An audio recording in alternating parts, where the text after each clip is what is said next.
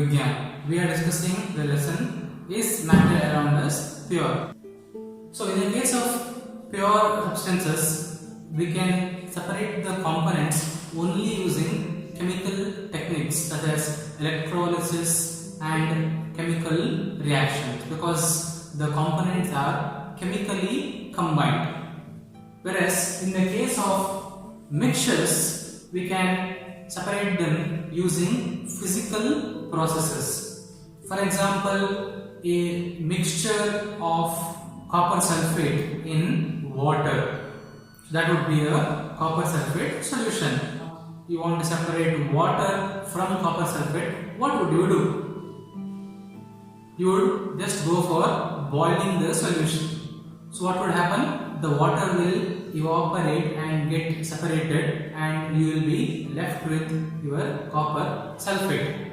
So by a simple physical process such as evaporation, we can separate the mixture. Say you want to separate a mixture. How would you decide, or on what basis would you decide to separate the mixture? So one of the main criteria for separation of mixture would be the physical properties of the components. A mixture is made up of two or more pure substances. So if you have the knowledge about the physical properties of the solute or the solvent, if it is a colloid, it is dispersed phase and dispersing medium. So there will be a difference between the physical properties of the pure substances. So we can utilize that to separate the mixture. We can also separate the mixture based on the size of the particles. For instance, you want to separate sand from small stones. So if you use a sieve, a mesh with small holes, sand particles being smaller in size, they will pass through the sieve, whereas the stone particles being bigger in size, they will remain on top of the sieve. So that is using the size of the particles to separate components of a mixture. Very simple. Solubility. Say you want to separate a mixture of sand and water. Okay. So in this case, sand is insoluble in water, right? So all you have to do is simply pour off the water in a technique called as decantation. So water will get separated, sand being insoluble, it will remain at the bottom. So we can also utilize boiling and melting point to separate components of a mixture. We can also utilize the property of difference in the density of the components. For example, say you want to purify water, right? So the substances that are floating on water, so we can separate them because their density is less, they will float on water. Another example would be if you want to separate a mixture of water and oil. We know that oil is less denser than water, so oil layer will form on the top, water layer will remain on the bottom. How is the separation done? Based on their density. Of course, they are insoluble. Water and oil do not mix with each other. And why? Because of the difference in their density. We can separate them based on their attractive forces in a junkyard where all the scraps etc. will come. If you want to separate the metals from the non-metals, we can use a giant electromagnet. All the metallic substances will get attracted to the magnet. All the non-metallic, that is plastic, paper etc. will not attract, so they will be separated from each other. So based on these properties, we can separate the components either in a homogeneous mixture or in a heterogeneous mixture. Let's talk about each of these techniques in detail. Let's begin with separation of heterogeneous mixtures. The first technique is decanting or decantation. Now, example, if you want to separate a mixture of water and sand, or in purification of gold from its ore, gold is mixed with sand, silt, mud. When you mix it with water, the gold being heavier, it will go to the bottom and simply you can pour off the mud and the water. So what is the principle that we have used in this separation? That is solubility. So one of the component, it is insoluble in the solvent. In this instance, sand is insoluble, so it will settle at the bottom. In this case, gold is heavier than water and mud, and it is insoluble, so it will settle at the bottom. So we can simply pour off the upper layer of solvent. In this case, that is water. For this, we are going to take sand. So when you add water, sand being insoluble and being much more denser than water, it will settle down at the bottom and water will remain on top. So this part at the bottom is called as sediment, and on top, the solvent part, the water, this layer is called as supernatant. Thus what we can do, we can simply pour off the water. All you have to do is decant it. So as you can see, sand will remain at the bottom and water can be simply poured off. In this, we are not going to use any filter paper. That's it. We have separated water from sand. Second technique is sieving, wherein we use the difference in the size of the particles to separate a mixture. For instance, separating sand from stones, and at our homes, when we boil rice, if you want to separate it, what do? We pass this mixture through a strainer or a sieve. Water particles can pass through the holes of the sieve because particles are smaller in size. Rice particles being bigger, they will remain on top. And also separating tea from the tea powder. So the tea liquid will pass through it, the tea powder will remain on top. Filtration is actually a specialized form of sieving itself, wherein in laboratories, instead of a sieve where the size of the holes are bigger, we use a filter paper. This technique is used when the size of the particles are very, very small.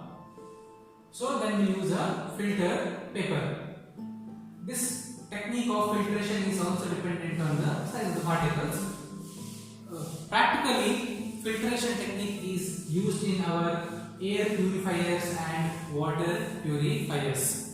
So when we pass water through a purifier, there will be a bulb which is nothing but a filtering agent. Water particles can pass through the filter because the particle size is small. The other bacteria or other dirt particles, it will not be allowed to pass through it. Same is the case with the air purifiers. There will be a filter called as a HEPA filter. So it will allow only air to pass through it. All the other pollutants, etc., will be trapped in the filter. Filtration, which is a specialized technique of sieving. Here we need a funnel, a conical flask, and the mixture to be separated. Here I have taken impure water. So in filtration we use what is called as a filter paper. So we take a approximately square filter paper, fold it midway, make one more fold, and then just open. So you get a shape like this. This we are going to use as the filter paper onto the conical flask, and the mixture that we need separating, that is the water, we are going to pour it very slowly. So filtration is used when the impurities are very small in size. So we cannot use sieve because the impurities will easily pass through the sieve. Filter paper pores are very small. It will allow only water to pass. Pure water is now getting into the conical flask. This is called as the filtrate, and the impurities that remain on the filter paper which get separated, it is called as residue. Thus we get pure water and impurities remain in the filter paper. We get filtrate at the bottom and the impurities called as residue remain on the filter paper. Next technique is separating funnel. So this technique is used when one of the component it is immiscible. It does not mix with the other. For example, a mixture of oil and water. So oil does not mix with water. Why? Because of the difference in density. Oil being less denser than water, it will form a upper layer, water will form a lower layer. So using a separating funnel, we can separate oil and water. Separating funnel. This technique is used to separate a heterogeneous mixture of two non-miscible or immiscible liquids. So for this experiment we have taken oil and water.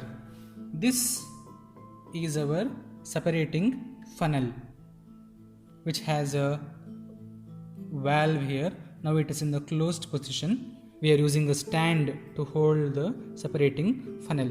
As you can clearly see, oil being less denser than water, it forms the top layer, and water being more denser, it forms the bottom layer. So distinct layers can be seen. All you have to do is open the tap. Once the water comes down to here, you have to just close the valve. This kind of a mixture, oil and water mixture, is known as an emulsion. And just close it off. Is oil separate and water separate. The next technique is slightly advanced than the previous techniques. This is mostly found in laboratories and clinics. It is called as centrifugation. The instrument that is used for this technique is called as a centrifuge. This technique is used in separating cream from milk. So when we use a stick and we rotate it, what happens? There is a centrifugal force that is formed. So the heavier particles, the much denser particles, they will settle at the bottom, whereas the particles that are of less density, they will come to the top. Cream and fat, they will come to the top. One component of the milk will remain at the bottom. This technique is used in laboratories for separating different components of blood. So there is a plastic tube into which we put the blood with some other components and we rotate it at high speed. So at high speed what will happen? Particles which are heavier in size, they will settle at the bottom, which is called as a sediment, and the upper part is called as the supernatant. So we have separated the particles based on their density as well as solubility, because the one that settles at the bottom, it will be slightly insoluble than the other. It's also used in washing machine. When you put clothes into washing machine, during the drying stage, when the rotor is rotating, what happens? Water particles will be separated. So we are using what is called as centrifugation. And the last technique in separation of heterogeneous mixture is magnetic separation. This is based on the principle of attraction. So this is mainly used to separate metallic and non-metallic substances. For example, in the process of mining, let us say we have dug some earth in which there are some metals present. So when we pass this mud through a belt and below if we place a magnet, metals will attract to the magnet and they will remain on the belt, whereas the mud will move forward. So we can take metal from the belt. So wherein we are using the technique of magnetic separation. Next separation technique is magnetic separation, wherein we have a mixture which contains metallic particles. So we use a bar magnet or a horseshoe shaped magnet. The metallic substance, it will get attracted to the magnet, whereas the sand or the impurities, being non-metallic, will remain over there. All you have to do is just pass and you can see magnetic particles, metallic substances are attracted to the magnet, which gets separated, whereas the mud and other impurities remain aside.